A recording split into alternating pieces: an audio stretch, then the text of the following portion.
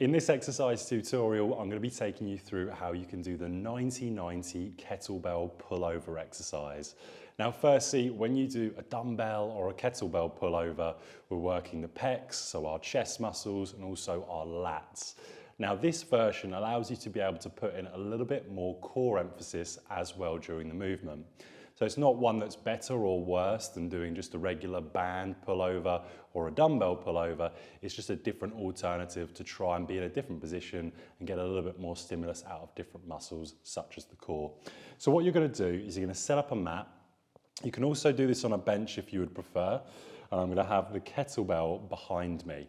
So I've got to get into the 90-90 position, which means I'm on my back.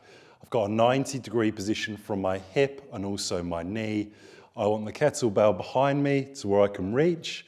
And from this position, before I start, you've got to have your lower back on the floor.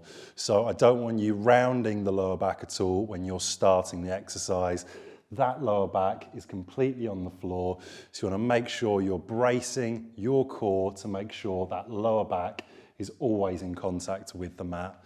From this position, arms completely straight, leave the legs and the hips exactly where they are, and don't bend your elbows as you come up and back down. What's going to happen as you lower back down under control is your back and core is going to have to work hard to keep itself on the floor. You'll want to arch that lower back, but as long as you're tensing, especially with controlled breathing, you should be absolutely fine during the exercise. If you want to make more core demand on this exercise, of course what you can do is you can make the weight harder, or alternatively, you can come out of that 90 position and just come a little bit more forward with the knees. And that's then going to put even more emphasis on the core, and also mean that you'll get a nice stretch and squeeze through the core when you're coming back down and lowering under control.